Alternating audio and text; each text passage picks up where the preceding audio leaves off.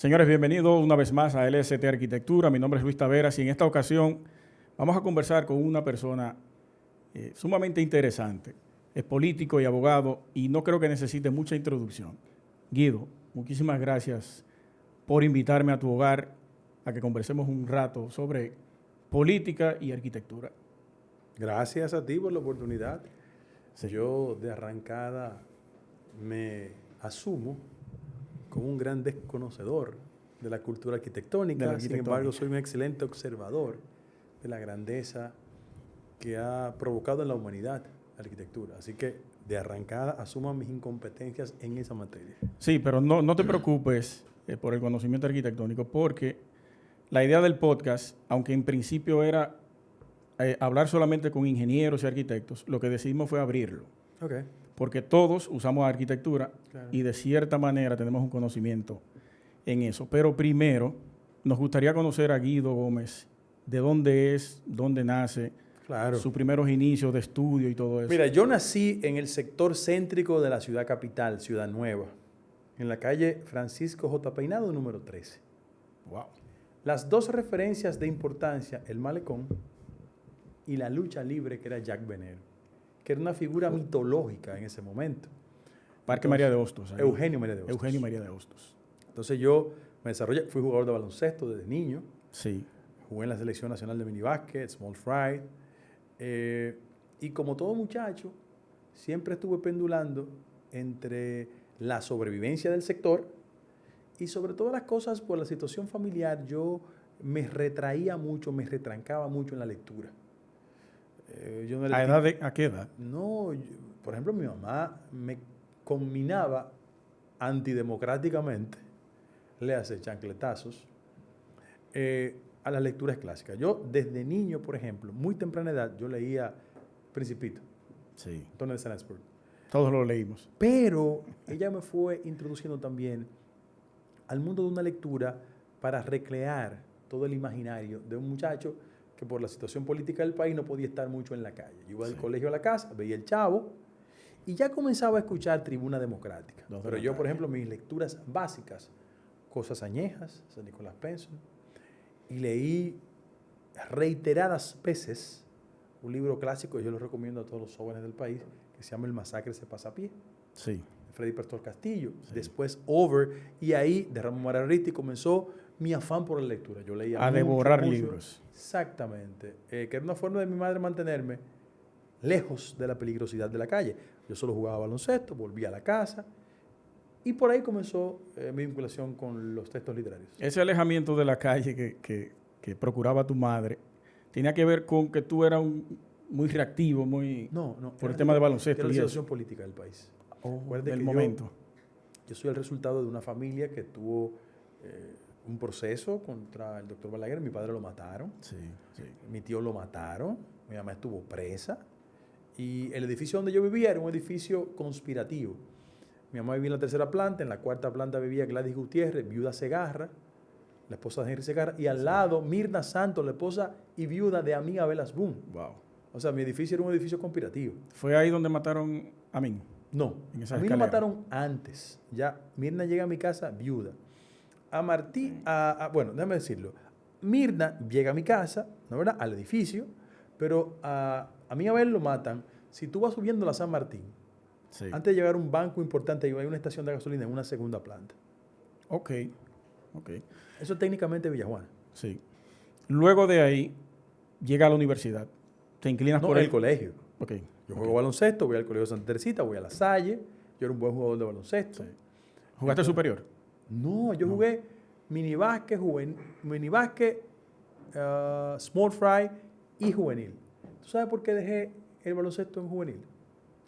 Porque mi madre, democráticamente, estableció la política de priorizar siempre la universidad. Entonces yo me gradué de abogado de 21 años. Wow. Yo era muy joven. Entonces comencé la universidad, me gradué.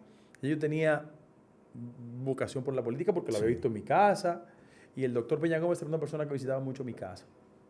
El año 1974 yo era un niño y ya el partido de mi padre, el MPD, fue en alianza con el Acuerdo de Santiago. Mi padre estaba asesinado ya, pero Peña siempre mantuvo esa relación con nosotros. El vínculo, sí. Entonces yo ya tenía fascinación por Peña, por las ideas, leía mucho, escuchaba todos los días Tribuna Democrática. ¿Su madre participó en la política Sí, claro en que ese sí, momento? claro que sí. Mi mamá fue la vocera del MPD en ese momento. Y como toda una generación se ha quedado en la militancia política, pero más de una perspectiva de lo social. Ok. Porque yo pienso que con la generación de mi madre, los muertos que tanto abundaron en ese proceso, la hizo asumir la política de otra perspectiva, no sin los componentes míticos que caracterizaron la generación de los 60 y de los 70. Ok. Sales de la universidad. Ajá. Nos vamos a una etapa ya un poco Yo mayor. voy a Estados Unidos a estudiar. Ok.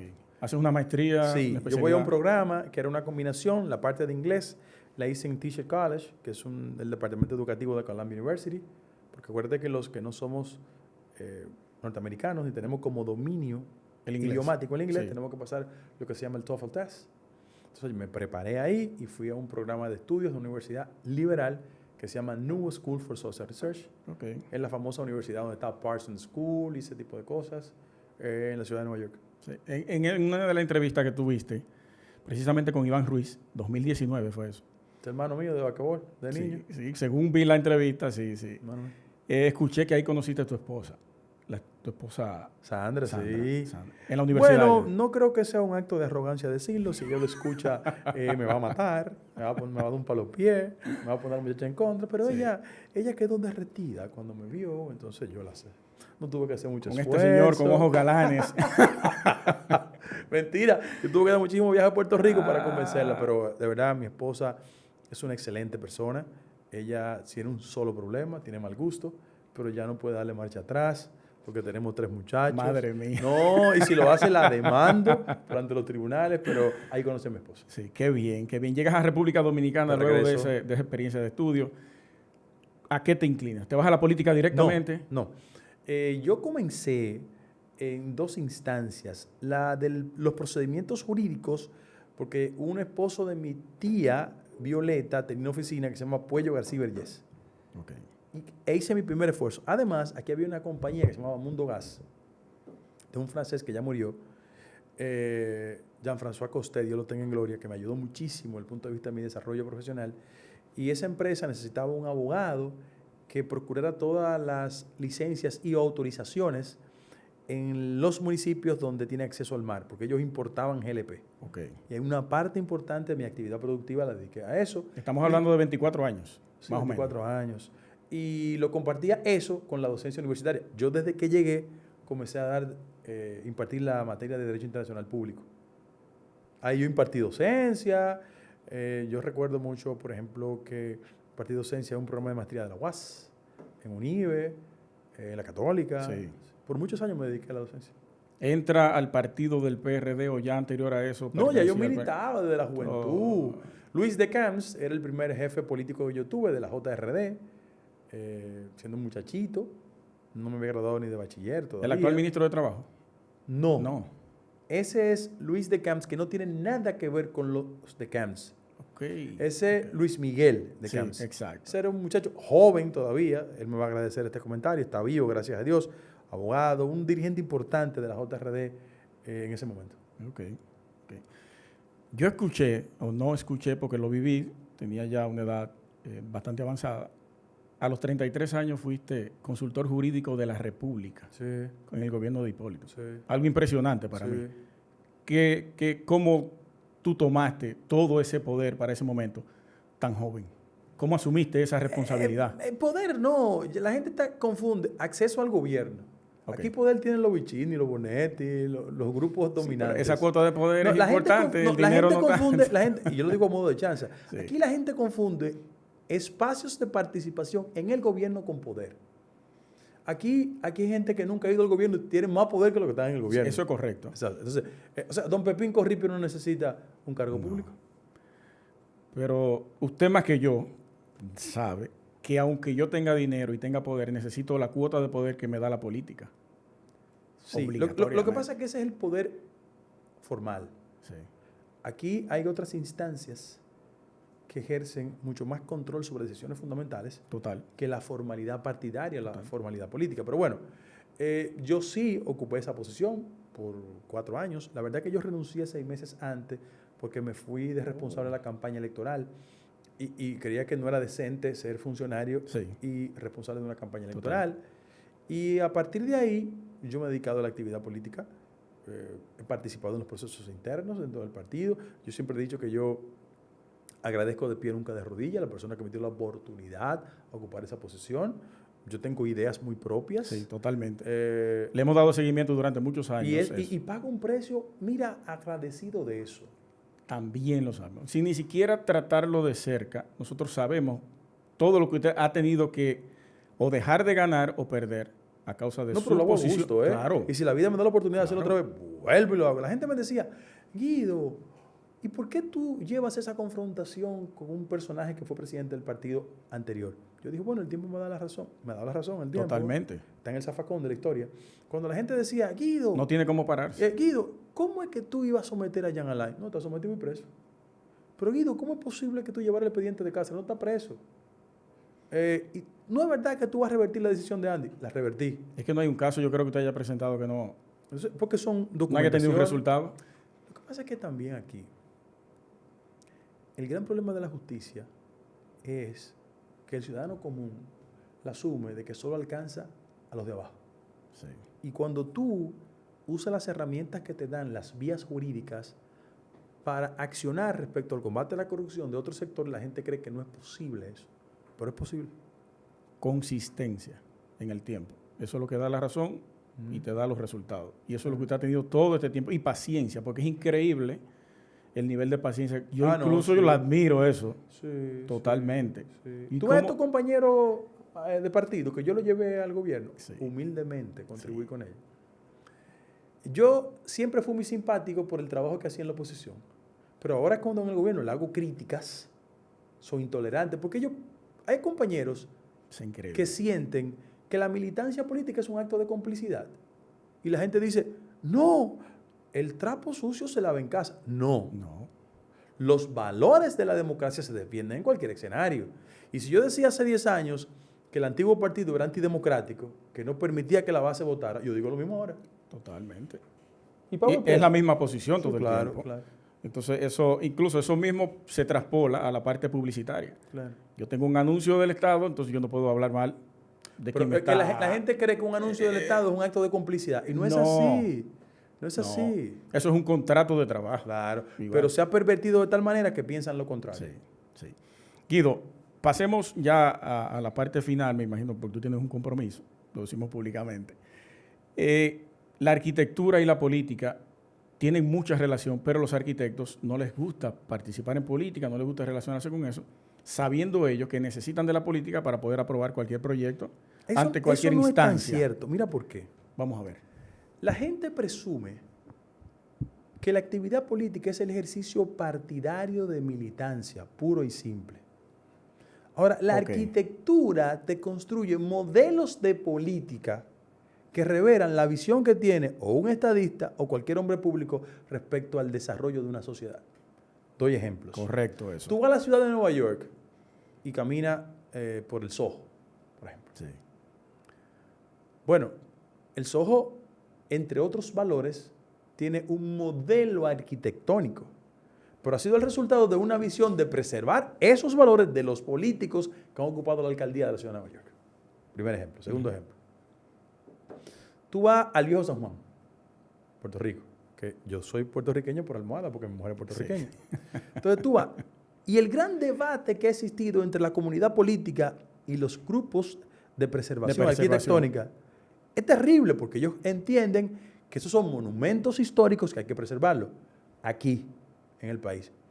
Las regulaciones que hay en la zona colonial, por considerar muchas construcciones patrimonio de la humanidad, es parte de una visión política, desde el punto de vista de la arquitectura. Sí. Es decir, cuando un político diseña una campaña, está haciendo un ejercicio arquitectónico desde la política. Yo tengo amigos que, si yo te lo doy de referencia, nadie va a pensar que fueron políticos. Aquí hay un arquitecto que es una persona muy vinculada a mi familia, Plácido Piña. Tremendo. Uno de los maestros de arquitectura del país. Bueno, pues Plácido, que es como un papá sustituto para mí, fue una persona que en su etapa inicial militó en la política. Tenía un vínculo con mi padre. Y cuando tú ves la consistencia de su producción, te doy ejemplo Plácido. Sí, Por un como uno de ejemplo. ellos. Está también Guillermo González, que es el padre de la Claro, que arquitectura. para la arquitectura dominicana, claro. Trabajó- Recuerda que yo soy de Ciudad Nueva, caminaba mucho por Gascue y ahí tú ves la contribución que él hizo a la arquitectura en el país. Y él trabajó de la mano con Trujillo. Sí, sí. E incluso en un momento se le dijo que era fascista por eso. Sí, y claro. eso no tiene nada que ver. Claro, claro. Eso no tiene nada que ver. Pero sí tiene mucho sentido lo que dice. Pero el tema es, nosotros dependemos de la arquitectura. Para poder un proyecto ejercerse, tiene que necesitar de una aprobación. Sí, por los trámites burocráticos Exacto. que uno aspira y espera que no caigan en manos de la política, Exactamente. sino que sean trámites institucionales donde las personas, en este caso profesionales de la arquitectura, Sí. hagan eso. Por ejemplo, yo tengo un amigo, un hermano mío, que es arquitecto, se llama Amin Abel Santos. Participó en otro programa de radio, Arquitectura Radial. Saludos para él. Sí. Tremendo profesional y urbanista, amigo Abel. Es hermano mío de niño. Hijo precisamente de Amin. Y de Mirna. Pero es mi vecino del barrio. Díganle, si yo no lo veo antes, que cada vez que le daban golpe era yo que tenía que defenderlo. Es verdad. Porque yo era el mayor. El orden era yo, Fabricio, Ernestico, su hermano, que es un científico de la química y de la investigación, Wow. trabaja para la UNLV, Universidad Nacional de Las Vegas, y él, Amincito. Amincito siempre fue, yo le digo Amincito todavía, un Sí, hombre. sí. Sigue siendo un muchacho Fue bueno, director de planeamiento decente. urbano de la alcaldía. Sí. Pero ese es mi hermano. Pero díganle que yo era el que le defendía cuando daban golpe en el barrio. Desde que lo vea le digo. Ok, ya para finalizar, Guido. La arquitectura en República Dominicana, yo desde el punto de vista como arquitecto y desde nuestro programa, siempre hacemos algún aporte para cambiar algunas cosas. La arquitectura aquí se ha quedado rezagada en el tiempo, donde solamente tenemos como turismo arquitectónico la zona colonial. Sí. No tenemos un atractivo contemporáneo aquí que pueda decir la gente de otro país, mira, vamos para República Dominicana a ir a ver el parque tal, el edificio claro, tal, como hacemos para Estados Unidos. Claro. A ti, desde tu visión, ¿qué te parece o cómo tú ves la arquitectura y cómo está avanzando el tema urbano en Santo Domingo? Yo pienso que aquí hay una toma de conciencia del tema del urbano.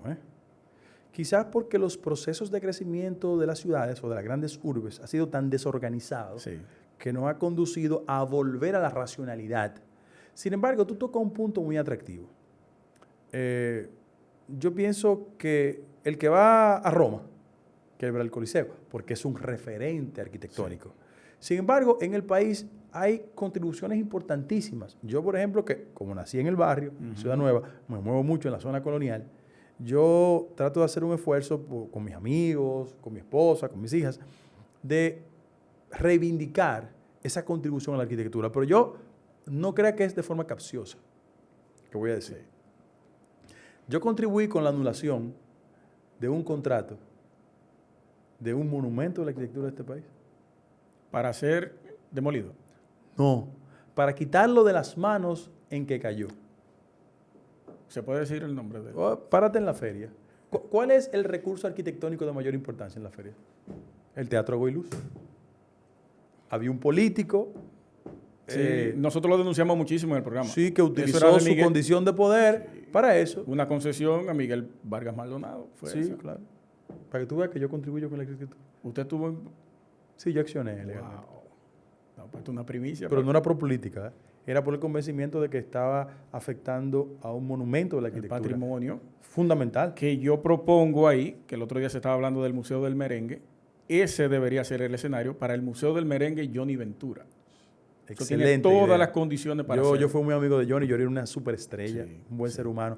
Pero recuerda que toda esa estructura de lo que se llama la feria, se llama así. Feria de la Paz y Confraternidad del Mundo. Porque en el año 1955 Trujillo celebró aquí un aniversario más, bueno, sus 25 años de acceso al poder. ¿Y de qué manera? Entonces hay que hacer un esfuerzo en toma de conciencia para que esos monumentos se mantengan. Sí, y se puedan rescatar nuevamente. Claro. Guido, simplemente darte las gracias, hermano. Sí. Ha sido un honor de verdad para nosotros poder pisar tu casa, que nos abra las puertas. Que es la misma que he tenido. Vivo aquí hace 27 años. Hace 27 años, eso también lo escuché. Sin conocernos, que eso para nosotros ha sido una sorpresa. Nos vimos en un lugar, te pedí que participara en nuestro... Yo soy un tipo muy accesible. Podcast, y aquí estamos. Acuérdate que yo soy un muchacho de un barrio. Muchísimas gracias, hermano. Que aprendió a jugar baloncesto y a recitar poesías, siendo joven. Increíble. Señores, Guido Gómez Mazara estuvo con nosotros aquí en LAZ Arquitectura. Muchísimas gracias, Guido. Nos vemos en el próximo.